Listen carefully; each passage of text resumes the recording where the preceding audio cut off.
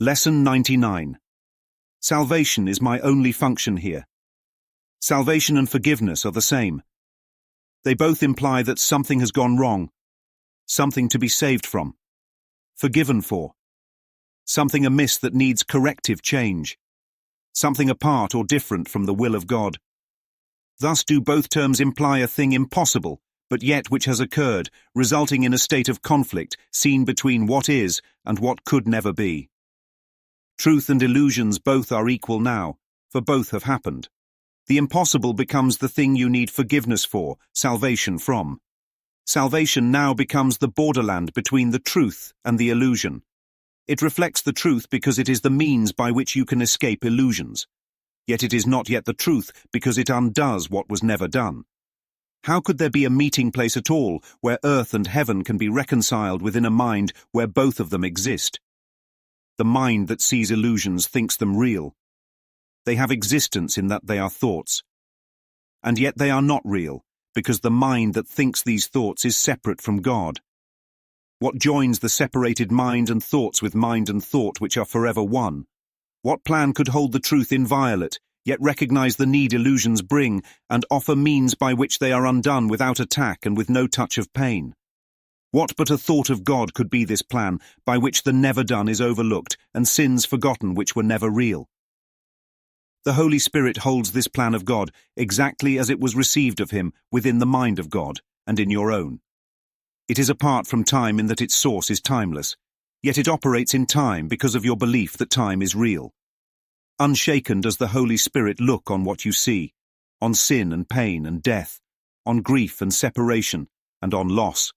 Yet does he know one thing must still be true. God is still love, and this is not his will. This is the thought that brings illusions to the truth and sees them as appearances behind which is the changeless and the sure. This is the thought that saves and that forgives, because it lays no faith in what is not created by the only source it knows. This is the thought whose function is to save by giving you its function as your own. Salvation is your function, with the one to whom the plan was given. Now are you entrusted with this plan, along with him. He has one answer to appearances, regardless of their form, their size, their depth, or any attribute they seem to have. Salvation is my only function here. God still is love, and this is not his will. You who will yet work miracles, be sure you practice well the idea for today. Try to perceive the strength in what you say, for these are words in which your freedom lies. Your Father loves you. All the world of pain is not his will. Forgive yourself the thought he wanted this for you. Then let the thought with which he has replaced all your mistakes enter the darkened places of your mind that thought the thoughts that never were his will. This part belongs to God, as does the rest. It does not think its solitary thoughts, and make them real by hiding them from him. Let in the light, and you will look upon no obstacle to what he wills for you. Open your secrets to his kindly light, and see how bright this light still shines in you. Practice his thought today, and let his light seek out and lighten up all darkened spots, and shine through them to join them to the rest. It is God's will your mind be one with his. It is God's will that he has but one son. It is God's will that his one son is you.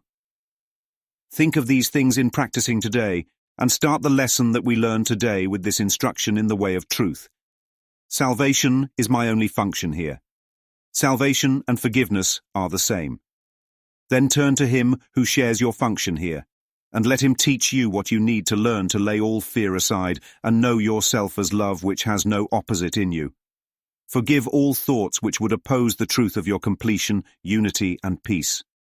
You cannot lose the gifts your Father gave. You do not want to be another self. You have no function that is not of God. Forgive yourself the one you think you made. Forgiveness and salvation are the same. Forgive what you have made, and you are saved.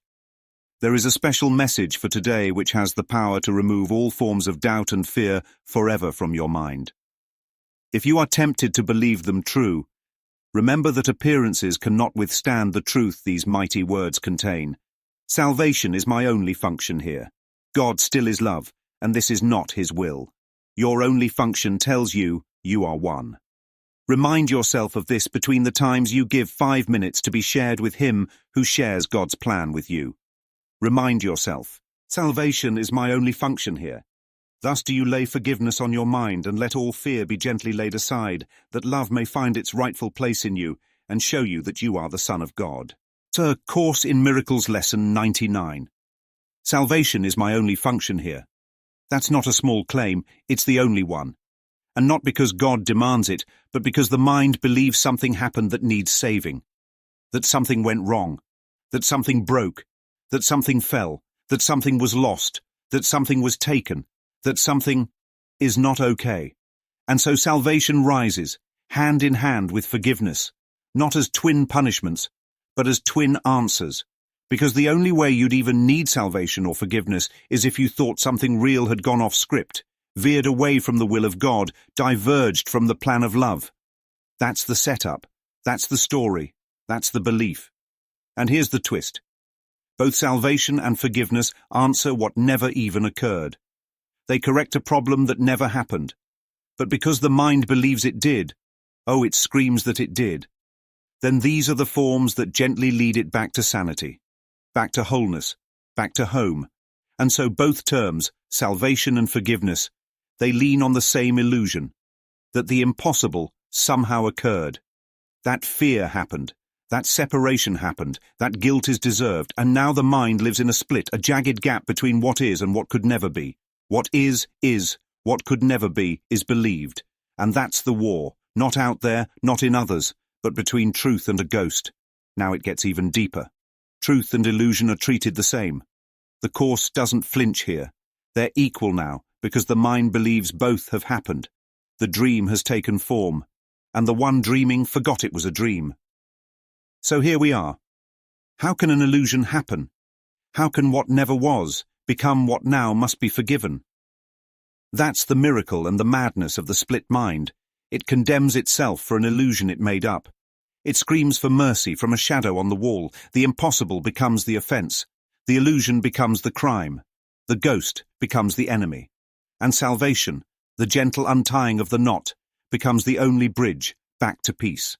Salvation now becomes the borderland, not the destination, not the truth itself, but the in-between, the sacred overlap, the threshold between the real and the unreal, between the innocence that always was and the guilt that never was. It's not the homecoming, but the on-ramp. It's not the light, but the dissolving of the dark. It doesn't create truth. It undoes illusion. It untangles the knot that was never tied. And that's why it works, because it deals in what was never real. That's why the undoing is gentle, because the binding was never strong. You see, the Holy Spirit doesn't fight the illusion. He simply shows it's not there. Paragraph 3 turns to the impossible question. How can there even be a meeting place where earth and heaven touch? Where illusions and truth seem to share a common stage? How can that be possible? The answer lies in this. They only exist together in the mind. That's the meeting place, that's the altar, that's the battleground and the birthplace. Not outside, not in form, only in thought, only in content. And every pain, every judgment, every wound is just the result of a thought. A single thought, I am separate. And from that one mistaken thought comes the cascade of illusions, the worlds, the bodies, the stories. But they're not real. Not because they're not seen, but because they arise from a mind that believes it's apart from God. And that belief is the root, not the effect. The belief is the illusion. The world is just its echo, so the dream is thick. But it's not solid, it's persistent, but not true. And salvation, your one function here, is simply this: to remember that nothing happened, that there is no knot, that the offense was imagined, that the pain was projected, that the guilt was learned, and that love never stopped. There is a plan, not yours, not mine, but a plan that joins the divided with the whole, a plan that bridges the split between the mind that wandered and the mind that never left, between the thoughts that dream of pain and the thought that holds only peace. This plan, this sacred architecture of return, does the unthinkable. It keeps truth untouched. Untouched by sorrow, untouched by time, untouched by fear. It holds truth inviolate, safe from harm, yet bends itself with perfect grace to reach into illusion's lair and gently lift the veil. No violence, no sting, no shame. It doesn't attack the dream. It doesn't punish the dreamer. It simply offers a means, a way out, a way back, a way through. Without one lash, without one drop of blood, without even a raised voice. Because only a thought of God could hold both strength and gentleness, clarity and mercy, invulnerability and tenderness in one breath. Only God could create a plan so pure it forgets what was never real. This is the jailbreak. This is the sentence reversal, the great overturning, sins forgotten which were never real. The courtroom clears, the judge disappears, and the only sound left is the silence of innocence waiting to be remembered. Now the Holy Spirit holds this plan, not as theory, not as abstraction, but as living knowing. He holds it in the mind of God and in your own. You think you've forgotten, but he hasn't. The plan is untouched by time because its source is timeless. Yet it operates in time because you believe in time. It walks through the hallways of your dream, not because it's real, but because you think it is. It meets you in your theatre even though it knows the film is just flickering light. He looks unshaken on your pain. He watches what you call sin, what you call grief, what you call death. And he doesn't flinch. Because he knows something you forgot. God is still love, and this is not his will. That one line shatters the illusion like glass. God is still love. And this story of decay, heartbreak, betrayal, war, regret, this is not his will. Not because it isn't painful to you, but because it isn't real to him. Now comes the turning point. The plan has a voice. And the voice has a thought. And that thought doesn't fix illusions, it brings them to truth. That's the difference. It doesn't carry truth into illusion, that would be meaningless.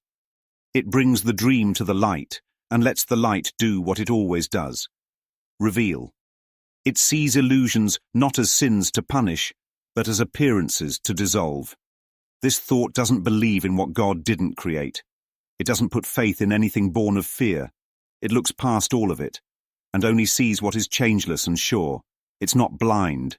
It's not naive. It simply doesn't invest in the unreal. This is the thought that forgives, not by tolerating, not by minimizing, but by seeing clearly. It sees what never happened and calls it nothing. It sees what God did not create and withdraws belief. And now this thought, the one that saves, the one that heals, the one that knows, gives you its function. It says, you are not separate from me. What I am, you are. What I see, you can see. Salvation is your function now, because you walk with the one who received the plan. The one who answers all appearances, no matter how terrifying or beautiful, how massive or microscopic, with the same silent knowing. God is still love, and this is not his will. There's only one response to illusion. No debate, no defense, no back and forth, just light. You who will yet work miracles, pause and let that truth sink in. You're not just here to survive, you're here to bring light, to bend the illusion backwards until it snaps, to walk through fire and not be burned because it was never fire to begin with. You who will work miracles, practice well. These are not empty words. This isn't a chant, a mantra, or a ritual. This is your jailbreak key. Salvation is my only function here. Say it, and hear it with power. Say it like you mean it, like the whole weight of heaven is behind you, because it is. Your Father loves you, and none of this pain, none of it, is his will. The hunger, the war, the addiction, the loss, the ache you keep tucked behind your ribs, he didn't write that story. So forgive yourself for thinking he did. Forgive yourself for imagining a God who wants you punished, who wrote a script of sickness and called it divine, who created a body just to watch it decay. Forgive yourself that projection. That's not God. That's a dream of fear wearing his name. Now let his thoughts replace the ones you made. Let them enter the places inside you that have stayed hidden, the places too ashamed to be seen, the parts that tremble at night and say, I don't believe I'm lovable. Let them be lit. Mistakes were never meant for punishment. They're invitations, open doors, and God has already given the correction, not with fire, but with light. This part of your mind, the one you thought was too dark, too damaged, too far gone, belongs to God, just like the rest. It's never been separate. It only thought it was hiding, whispering secrets in the corner. But secrets can't be hidden from light. They can only be brought to it. You don't make your solitary thoughts real by keeping them in the dark. You only prolong the delay. But the moment you open them, even just a crack, the light enters. And when the light comes, it doesn't scold. It reveals. So, open your secrets to his kindly light. All of them. The betrayal, the regret, the twisted pleasure in judgment, the grudge you don't want to let go of, the shame you wear like a second skin, let it all be seen. And watch how the light doesn't flinch, it only shines. Now practice his thought today. Practice not by force, but by surrender. Let his light move through the corners of your mind and find what you thought could never be reached. Watch it light up the dark spots, not to destroy them, but to join them. To reconnect what fear tried to divide. To remind you the truth was never broken, only buried. It is God's will that your mind be one with his. Not two minds, not three, not 1,000 fractured selves trying to fit back together. One. It is God's will that he has but one son, not many faces wearing masks, not separate names with separate lives, one shared self behind every story, one you, and it is God's will that this one is you. So remember this when you practice, not as an obligation, not as a duty, but as a return to what has always been. Salvation is my only function here. Salvation and forgiveness are the same.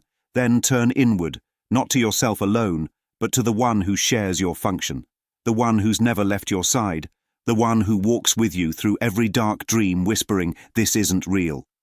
Let him teach you, not to escape, but to lay aside every fear, one by one, until you remember what you are. Love, with no opposite. Self, with no second. Wholeness, with no fracture. Forgive all thoughts that say you are not whole. Start there.